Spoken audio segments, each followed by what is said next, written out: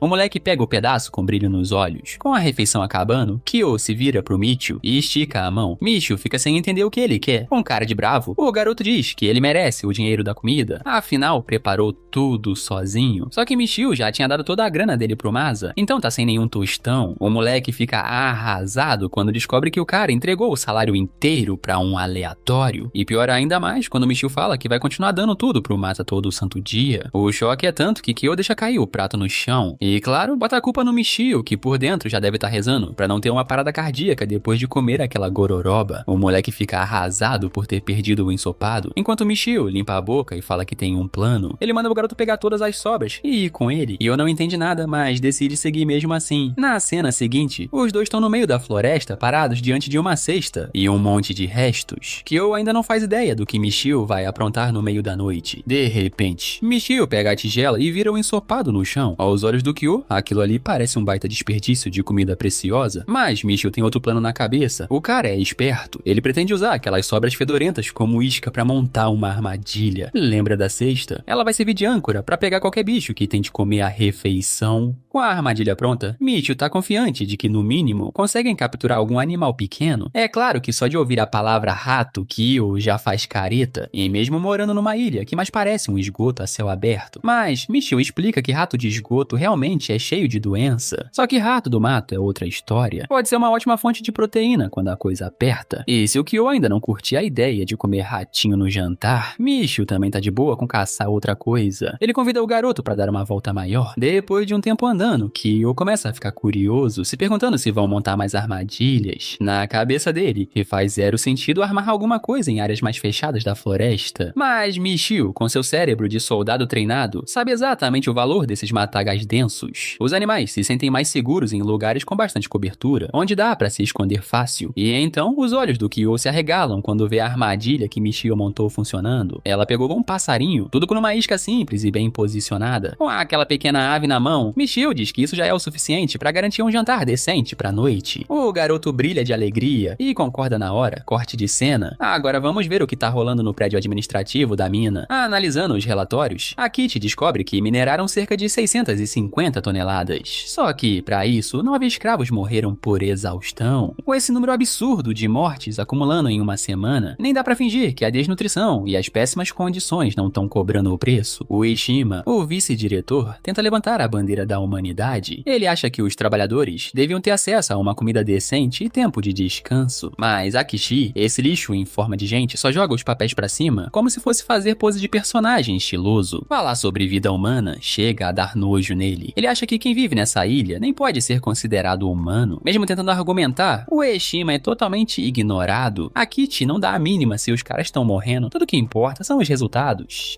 Que, aliás, só estão aumentando semana após semana. Esse canalha só pensa em subir no ranking entre os chefes e sair dessa ilha de merda o mais rápido possível. Pra ele, tanto faz se os escravos morrerem todos, contanto que ele consiga sugar tudo o que puder deles. As palavras frias e nojentas dele deixam o Ishima em choque. Mas, como é inferior em hierarquia, tudo que pode fazer é concordar. Falando da próxima pauta, os salários da semana somaram 2 milhões e 800 mil ienes. Os produtos vendidos bateram em 2 milhões e 500 mil e a taxa de recuperação ficou em quase 90%. Traduzindo, eles praticamente recuperaram tudo que foi pago em salário. Lembra dos caras bêbados que estavam comemorando e gastando tudo? Aquilo era uma armadilha para fazer o dinheiro voltar direto pro sistema. A Kitty compara os trabalhadores a animais. Caem numa isca simples e nem percebem. O diretor pergunta se teve algo em comum registrado e descobre que tem um escravo guardando dinheiro para comprar o tal passe paraíso. Só de ouvir isso, todo mundo cai na gargalhada como se fosse a piada do ano. Eles acham impossível juntar 1 milhão com esse plano. Mesmo assim, a Kitty fica intrigado e decide investigar esse tal de escravo esperançoso. No dia seguinte, Masa aparece na porta da casa do Michio, chamando ele pra sair, mas Michio já tá fora. Chama o amigo de trás do abrigo. Masa vai olhar e simplesmente não acredita no que tá vendo. Michio tá lá treinando como se fosse lutar com o Goku. O cara tá rasgado, definido, parecendo uma máquina, mesmo vivendo num lugar onde mal tem comida. Sem parar o treino, ele pergunta o que o Masa quer com ele. Masa tá completamente sem palavras com o que tá vendo. Ele até tenta dizer que passou ali pra ir trabalhar junto com o Michio, mas mal consegue formar uma frase direito. Michio, sem perder o ritmo, para o treino e explica que tá tentando fortalecer esse corpo fraco dele. Se quiser alcançar os objetivos dele, precisa recuperar o nível de antes. O nível de alguém que pretende matar os desgraçados que o traíram.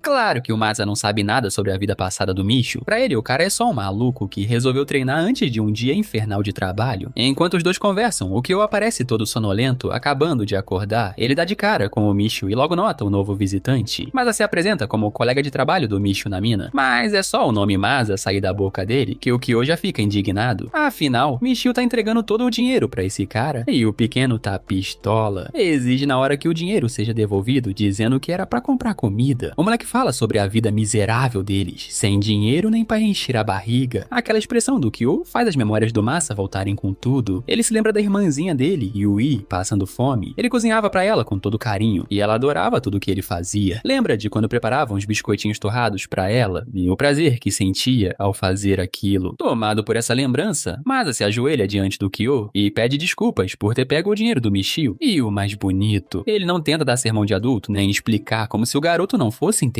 Ele fala no nível do menino com respeito. Isso é inteligência emocional de verdade. Pra mudar o clima, ele promete trazer um presente da próxima vez, pra que possam esquecer esse momento ruim. Kyo ainda tá meio irritado, mas topa, desde que o presente valha a pena. Eles até soltam umas risadas, enquanto Michio veste a camisa, pronto pra encarar mais um dia no inferno das minas. Corte de cena, os caras estão dentro da mina, ralando como se não fossem humanos. A galera tá no limite, mas anota que o Raida tá quase caindo e dá um sinal pro Ishizuka, que corre pra assumir o peso no lugar do colega. Ele insiste que segura a barra por um tempo pra Raida descansar. A liderança do Masa não passa despercebida. O próprio diretor Akichi aparece ali, deixando todo mundo em choque. É difícil de acreditar que ele, o chefe máximo, veio pessoalmente até os escravos. Akichi observa a postura do Masa e diz que os rumores sobre ele eram verdadeiros. Tá impressionado com a forma como ele cuida dos outros e mantém tudo funcionando sem violência. Enquanto isso, Masa tá todo tremendo, sem entender como um inseto como ele virou centro das atenções. Mesmo assim, abaixa o corpo e agradece pelas palavras. A Kitty solta um sorrisinho e tem algo de muito errado nesse sorriso. Tem malícia por trás. Ele diz que veio ali pra entregar um bônus especial ao Masa por causa da competência dele, coisa rara entre os trabalhadores. Então Masa fica sem reação, surpreso mesmo. O diretor comenta que recompensar o esforço pode aumentar ainda mais o desempenho. Lá no fundo, o Ueshima tá com uma cara de nojo, como se sentisse que vem bomba por aí. Michio também tá com um olhar afiado, observando cada detalhe da situação. A Kitty então sugere que, pra entregar o prêmio com segurança, eles conversem num lugar mais reservado. Afinal, a mina tá cheia de gente mal intencionada que pode roubar o que for dado. Antes de sair, Masa dá uma olhada pro Michio animado, dizendo que agora talvez ele consiga mesmo alcançar o sonho do passe paraíso. Michio, por outro lado, já tá com todos os alarmes internos ligados. Ele manda o amigo ficar esperto, porque tem algo nessa história que não tá cheirando bem. Mas o Masa, todo empolgado com a ideia de ser recompensado, diz que vai dar tudo certo. Vê isso como um sinal de sorte, um reconhecimento por todo o esforço, e sai correndo pra alcançar o grupo do Akichi. Antes de sumir, o Kusanagi encara o Michio, chama ele pelo nome e deixa um sorrisinho maldoso escapar. Ele manda aquela pergunta venenosa. Tá preocupado que alguma coisa possa acontecer com seu amiguinho? Kusanagi solta, quase como quem tá só fazendo um comentário casual, que eles vão usar a casa do Masa pra uma reunião. E na cena seguinte, é exatamente isso que acontece. O coitado do Masa, todo inocente, leva o grupo do Akichi até a casa dele, morrendo de vergonha de estar recebendo os caras num canto sujo e caindo aos pedaços. O diretor, por outro lado, manda aquele papo de que um lugar fechado é perfeito pra uma boa conversa. E aí, meu amigo, o sinal de alerta já tá batendo alto. Isso aqui tá cheirando a bandeira vermelha de morte. F no chat pro Masa. Mesmo assim, ele tenta manter a educação, dá boas-vindas, se desculpa 1000 vezes pelo estado da casa e diz com um sorriso sincero que vai preparar um chá pra todos. Só que é nesse momento que a máscara cai. A Kitty larga o teatro e mostra quem ele realmente é. Olha pra casa com nojo, e antes que o Masa possa entender o que tá acontecendo, o diretor manda os capangas revirarem tudo. Em segundos, os caras começam a destruir o lugar procurando por qualquer sinal de dinheiro. Masa tenta protestar, mas é interrompido por um soco violentíssimo no estômago, cortesia do Kusanagi, que derruba o pobre no chão, vomitando e tentando respirar. Logo depois, outro brutamonte monta nas costas dele, segurando os braços pra trás. O cara tá em choque, sem entender nada do que tá rolando. Aí vem o Akichi, todo teatral, ajeita os óculos e solta a frase: "Então, que você quer comprar o passe paraíso, não é?" A pergunta vem com veneno, e o diretor quer saber exatamente onde tá escondido o tão precioso dinheiro, mas a mal consegue falar. E antes de conseguir se explicar, o Akichi já agarra o cabelo dele e começa a gritar, tratando o cara como um lixo. Diz que odeia perder tempo e que se o dinheiro não aparecer, ele vai perder bem mais do que isso. E aí tudo faz sentido pro Masa. O papo do bônus especial foi mentira desde o início. O cara começa a chorar, desesperado, pedindo perdão, dizendo que não tem grana nenhuma. Afinal, é só um escravo. Mas a Akichi nem se comove. Dá um tapa violento no rosto dele, jogando a cara do coitado no chão. Como o Masa não colabora, o diretor manda os caras irem pro próximo passo. Um deles pega um alicate e caminha até o pobre, que já tá tremendo de medo. O cara enfia a ferramenta na boca dele e agarra um dos dentes da frente. Sem dó nem anestesia, começa a puxar com tudo, enquanto o Masa grita de dor e chora, implorando pra pararem. Mas a Akichi tá nem aí, manda continuar, como se estivesse assistindo um filme. O dente finalmente sai, junto com um jato de sangue, e Masa entra em colapso, chorando, gritando, completamente em choque. A Akichi se aproxima e solta mais uma daquelas frases cruéis. Se tivesse colaborado, não teria passado por isso, mas já que tá insistindo em resistir, ele vai continuar, e cada vez que se recusar a falar, vai perder mais uma parte de si. Enquanto isso, a cena corta pros trabalhadores que finalmente conseguiram uma pausa depois do turno. Estão ali conversando sobre o Masa e como ele sumiu com o diretor por um bom tempo. Alguns até acham que o chefão pegou simpatia pelo cara, mas Michio não engole essa. Ele observa o Ueshima chegando, com uma cara nada boa. É mistura de frustração e tristeza. Sem perder tempo, Michio vai até ele e pergunta direto: "E o Masa, como ele tá?" O vice-diretor tenta bancar o desentendido, fingindo que não sabe de nada, mas Michio já morde o blefe e solta: "Eu sei que vocês estão tramando alguma coisa." O Ueshima não esperava ser confrontado assim, fica travado. Mesmo assim, por querer proteger Michio, ele solta um aviso: se quiser viver, é melhor não se meter mais. E Michio fica puto com esse conselho covarde, mas sabe que, por agora, não tem o que fazer. Na próxima cena, a gente volta pro Ouro. O sofrimento do Masa não parou. Ele já perdeu vários dentes e mal consegue formar palavras. Só solta sons de dor e soluços. A Akichi, assistindo tudo como se fosse entretenimento, avisa que se o escravo continuar resistindo, nunca mais vai conseguir comer como antes. E aí, mesmo nesse estado patético e irreconhecível, Masa junta o pouco de forças que tem e solta um último grito, ainda resistindo. Masa não tem dinheiro algum, então não tem o que dizer, e essa persistência dele só deixa o diretor ainda mais irritado, fazendo com que a tortura continue por mais tempo. Lá se vai mais um dente. Mas aí vem a parte que realmente arrepia. Dessa vez, os capangas pegam o mesmo dente arrancado e enfiam de volta, e à força, nas gengivas de Masa. A dor é absurda, um inferno vivo. A Akichi sorri durante tudo isso, e como se achasse que isso fosse um gesto gentil. Esse psicopata criou o próprio método de tortura: arrancar os dentes e depois reimplantar, tudo na base da brutalidade, e assim continua, dente por dente, extração e reinserção, num ciclo de agonia sem fim. A boca do pobre Masa vira um completo caos, destruída. Não há compaixão, não há pausa, só a crueldade de gente que claramente sente prazer em ver os outros sofrendo. Enquanto o diretor se diverte, o som dos gritos desesperados do Masa ecoa, criando um contraste absurdo com a alegria do sádico. Quando a sessão finalmente dá uma pausa, Akichi pergunta se o escravo ainda quer continuar com esse joguinho ou vai logo contar onde tá o dinheiro. Masa tá jogado no chão, a cara encostada no sangue e nos dentes quebrados. A única coisa que conforta esse cara são as lembranças da irmã. É por ela que ele aguenta tudo isso. Pela liberdade, pela promessa, pela esperança. Ele jurou que ia sair dessa ilha maldita e vai cumprir. No passado, a irmã dele, Yui, teve um problema de saúde e precisou de cirurgia. A operação deu certo, mas ela ficou triste, achando que o irmão tinha gastado todo o dinheiro dela. Masa, como sempre, escondeu a dor e disse que tinha conseguido um novo emprego, prometendo que ia ganhar muito dinheiro pra cuidar dela. E é por isso que, mesmo no fundo do poço, mesmo quebrado por dentro e por fora, Masa se recusa a desistir. Ele não quer que a irmã cresça sozinha. Não vai deixar isso acontecer. E, sinceramente, nesse ponto dá pra dizer com toda certeza, Masa é o verdadeiro destaque dessa história. Um cara desses merece o mundo, supera até o próprio Michio. Mas o diretor já tá perdendo a paciência. Ele não consegue aceitar que um simples escravo ainda tá de pé, resistindo, gritando. Akichi exige a verdade, só que Masa não cede. Continua com a mesma resposta. Não tem dinheiro. E aí, o Kusanagi resolve entrar em cena. Primeiro, o loirão começa chutando os próprios colegas de equipe. Pra surpresa geral, até o Akichi fica sem reação. Kusanagi diz que as táticas atuais estão falhando. Tá na hora de mudar o jogo. Antes mesmo de explicar o plano, ele pega o Masa pelos cabelos e com um leve sorriso diz que até sente orgulho da força de vontade do cara. Mas esse orgulho dura pouco, porque logo depois ele acerta um soco absurdo no estômago do Masa. Força suficiente pra destruir costela. O sangue jorra da boca dele enquanto o corpo luta pra respirar. Kusanagi observa, encantado. Acha que os que resistem à tortura são os mais divertidos de quebrar.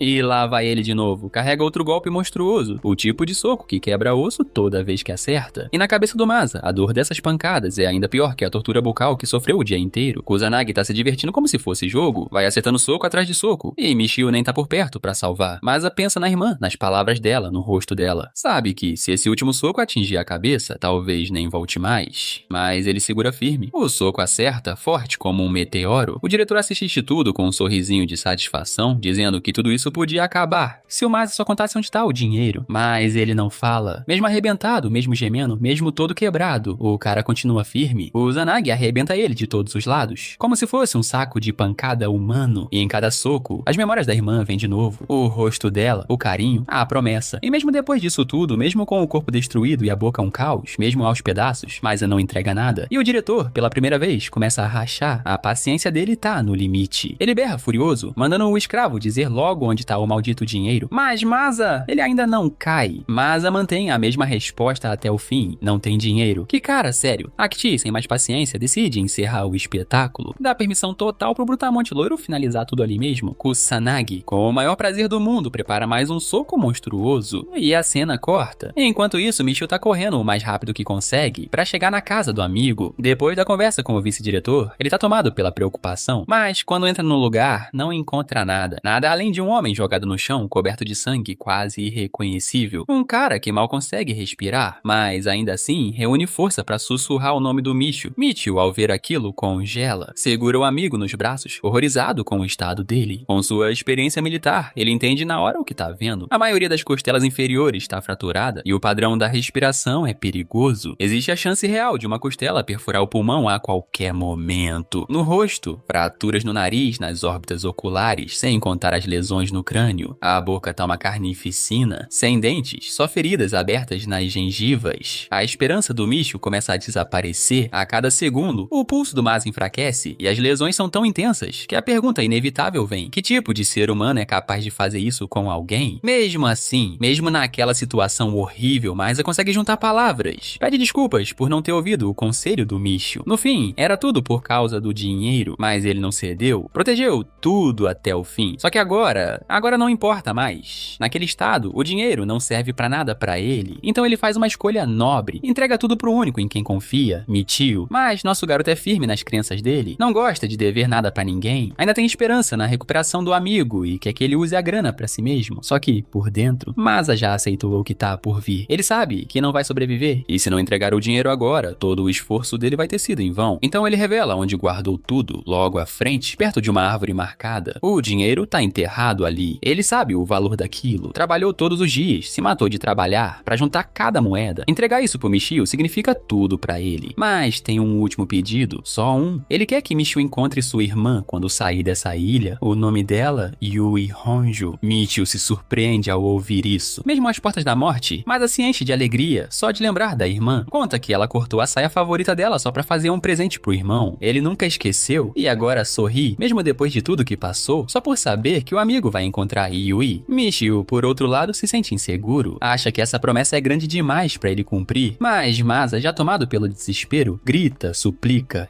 chora. Implora que Michio cuide da única pessoa que ele ama de verdade. E pede mais uma coisa, que quando encontrar Yui, diga a ela que o irmão nunca a esqueceu, nem no último segundo. E ali, com essas palavras, o corpo do Masa perde a força, o espírito se vai, e o silêncio toma conta do lugar, mesmo sendo um personagem que mal apareceu até agora. Masa deixou uma marca impossível de apagar, um verdadeiro gigante. Michio fecha os olhos do amigo com respeito, num momento silencioso e cheio de coragem. Cada lágrima do Masa levava um pedacinho da memória da irmã. Lá fora, Michio carrega o corpo até um lugar digno e faz o enterro do amigo. Mas alguém tá observando tudo de longe. Chegando à árvore marcada, Michio Michio começa a cavar. Depois de um tempo, encontra uma caixa enterrada. Ele puxa, abre e lá estão as economias que custaram sangue, suor e dentes. Ele olha pro corpo do Masa e diz com firmeza que o dinheiro tá seguro. E então nota o pano que a Yui deu ao irmão, ainda amarrado no braço esquerdo dele. Michio desamarra com cuidado e guarda esse último presente como lembrança final do homem que mesmo destruído nunca quebrou. Michio amarra o pano da irmã do Masa no rosto, tipo uma máscara, e agradece ao amigo por tudo. Mas claro que as coisas não iam ficar em paz por muito tempo. A Kitty e seus capangas surgem do nada, como baratas em cozinha suja. Eles até se surpreendem com o fato do Masa ter aguentado tanta tortura até morrer, perdendo a vida e o dinheiro, e que agora, segundo eles, foi finalmente localizado. Pro diretor psicopata, é um final mais do que merecido pra um lixo humano como ele. Michio nem responde, só encara o cara com aquele olhar que diz tudo. E então o diretor manda o escravinho insignificante entregar o dinheiro. Mas o nosso protagonista só levanta com aquele olhar de ódio puro e se recusa. Só na base do olhar ele já tá dizendo que ninguém vai pôr a mão nesse dinheiro. A Kitty, achando que Michio é só mais um idiota fácil de derrubar, manda os capangas tomarem o dinheiro à força. 3 marmanjos partem pra cima, achando que só porque são 3 tá a ganho. Mas número nenhum salva quando você tá enfrentando o protagonista. Michio já começa mandando um soco tão bruto que o primeiro cara perde até o ar. Sem perder o ritmo, ele encaixa uma sequência pesada no segundo infeliz. O terceiro, achando que ia pegar o Michio no susto, toma um uppercut tão violento que vai sonhar com o soco por uma semana. Em segundos, os 3 estão no chão, igual criança tentando brigar com um adulto. Só aí Michio resolve abrir a boca e fala que o dinheiro foi confiado a ele por um amigo. É a grana de guerra e vai usar tudo pros próprios objetivos. Quem tentar tomar, ele vai destruir. A Kishi, frustrado com a inutilidade dos capangas, puxa a arma. Porque claro, na cabeça dele, tudo se resolve com bala. Michio percebe na hora o perigo. E não dá pra desviar de bala com soco por mais rápido que ele seja. Mas o ego do loiro fala mais alto. Kusanagi se mete dizendo que usar arma é exagero. Ele finge estar dando um bom conselho, mas a real é que esse doido só quer a revanche da última vez. Qualquer chance de sair na mão, ele agarra com gosto. Michio, como sempre, não se abala. A Kitty dá a ordem, acaba com isso rápido. Os dois entram em posição de luta. É óbvio que Kusanagi é maior, mais forte e tem mais físico. Ele parte pra cima, igual fera, indo pra cima da presa. Michio começa bloqueando e desviando dos ataques, e se defendendo do jeito que dá. Mesmo nesse comecinho, ele já entende o estilo do inimigo. Esse loiro tem pegada de boxeador profissional, e Kusanagi até elogia o jogo de pernas do Michio, mas avisa que ninguém consegue desviar pra sempre. Mal sabe ele que o Michio tá no modo ultra instinto, desviando igual personagem de anime. De repente, Michio acerta um soco seco direto no fígado do cara. É o tipo de golpe que derruba qualquer um, mas Kusanagi nem sente. O bicho é uma muralha. Tá de boas, como se tivesse levado uma cutucada no ombro. Isso deixa claro. Michio vai ter que dar muito mais do que isso pra derrubar esse monstro. Em resposta, Kusanagi solta um soco que manda o Michio voando. A pancada é tão absurda que ele demora pra se equilibrar de novo. E enquanto isso, a Kitty fica lá no fundo, mandando frase de vilão de filme B. Um gato só desvia até o tigre pegar. E mesmo assim, Michio volta pro campo e solta uma sequência de golpes velozes, tentando virar o jogo. A velocidade e técnica dele até impressionam o diretor, mas o problema é esse. Por mais rápido e técnico que seja, Michio tá enfrentando um cara que parece um tanque. Kusanagi prepara outro soco e Michio se defende com os 2 braços. Mesmo bloqueando, o golpe acerta com tanta força que lança ele pro alto de novo. Dessa vez, quando aterrissa ele tá na beirada de um penhasco. Se cair dali, é morte na certa. Kusanagi continua avançando, puto da vida, achando que ficar só desviando não vai ajudar o escravo. Mas Michio, com aquele QI de combate absurdo, espera o momento certo. Quando o soco vem, ele deixa passar raspando e usa a brecha pra mandar um gancho na cara do loiro que deve ter apagado uns 20 neurônios fácil. O soco pega em cheio e finalmente deixa Kusanagi tonto. Por mais que o corpo dele seja uma muralha, a cabeça é humana e trauma demais uma hora cobra. Esse primeiro golpe bem encaixado pode ter virado o jogo, só que o Kusanagi, ao invés de se abalar, fica todo animadinho por finalmente estar sendo desafiado de verdade. Pra ele, agora sim, a luta tá divertida. Os dois voltam pra posição de luta, prontos pra mais uma trocação sincera. O loiro já percebeu que Michio tá numa posição de contra-ataque, então ele tenta ser mais esperto. Finge que vai dar um soco, mas para bem na frente do rosto do Michio. É o famoso fake, o feint. E logo depois disso, ele prepara o golpe real, uma bicuda. Do lado do Akichi, o diretor só observa tudo, achando que Kusanagi é só mais um boxeador comum, mas o loiro é mais sujo que isso, ele mistura chute no meio do boxe, o que complica ainda mais o estilo dele. Só que Michio percebe na hora. O instinto dele liga como se tivesse sensor de movimento. Em segundos, ele muda a posição do corpo e bloqueia o chute que estava vindo direto na cabeça dele. O Kusanagi até se perde por um momento e Michio não deixa passar, parte pra cima e derruba o Brutamonte no chão, ganhando a vantagem. A Kichi fica em choque vendo isso, sem acreditar que o monstro dele tá sendo jogado no chão por um cara mais magro. Enquanto domina o Brutamonte, Michio ainda explica, bem de boa, que percebeu pelo posicionamento da base do loiro que ele era acostumado a chutar. E sem perder tempo, mete uma cotovelada nervosa na cara do cara, deixando ele com a alma em ponto de fritura. Michio já tá pronto pra mais uma cotovelada pra finalizar tudo, mas aí o Kusanagi puxa uma carta da manga, consegue agarrar o pescoço do Michio, deixando ele vulnerável. O Brutamonte diz que é uma pena, porque Michio quase venceu, mas esqueceu de um detalhe. Isso aqui não é uma luta com regra, aqui é briga de rua, vale tudo, e ele prova isso jogando Michio no chão com força e começando a enforcar ele com tudo. A Kichi tá só no entretenimento, amando a cena. Nunca viu o Kusanagi tão animado assim. Muitos escravos já tentaram se rebelar, alguns até sabiam lutar, mas nenhum deu conta do loiro. Ele luta sujo, é brawler raiz, e por isso acha que tá acima de qualquer artista marcial. Mas Michio não é qualquer um. Mesmo sendo sufocado, ele aplica o golpe certo, mete uma palmada no pescoço do loiro e posiciona a perna pra impedir que Kusanagi tenha uma base boa. Nesse momento, o loiro percebe que o cara que tá enfrentando não é qualquer artista marcial comum. E aí Michio mostra quem manda, trava o braço do inimigo com as pernas e usa o próprio peso pra virar o jogo, jogando o Brutamonte no chão e recuperando o controle da luta. Kusanagi nem consegue processar o que tá acontecendo. O braço dele tá travado e Michio ainda segura ele no chão com força. Com tudo sob o controle, Michio lembra do que o loiro disse antes. Isso aqui é uma briga de verdade, então tudo vale, né? Pois então, pra provar o ponto, Michio simplesmente quebra o braço do Kusanagi no meio, mandando ele direto pro mundo da dor. Agora sim, com o braço quebrado, o Brutamonte virou a cadelinha do Michio. Nosso cara sobe em cima do loiro e deixa bem claro. Enquanto Kusanagi vê aquilo como uma briga de rua, pra ele nem chega a isso. Pra Michio, essa parada toda é só mais uma missão de extermínio. Afinal, ele não é só mais um escravo, ele é Jorge Zaisai, o soldado mais perigoso que o exército de Aldmeri já recrutou na unidade especial deles. Um cara com um histórico de combate que faz qualquer luta parecer brincadeira. Kusanagi não sabe nada disso, só tá curioso com o que esse escravo tem na manga. Então ele apela pra uma tática suja, enfia os dedos direto nos olhos do Michio, mas nosso boy não tá pra brincadeira. Ele responde com outra sujeira e taca a cabeça pra frente com tudo, quebrando os dedos do Brutamonte ali mesmo. Mais uma dose de dor pra conta do loiro. O lance é que Michio já viveu cada dia entre a vida e a morte, sendo treinado como uma máquina de matar sem piedade. E mesmo agora, sem pensar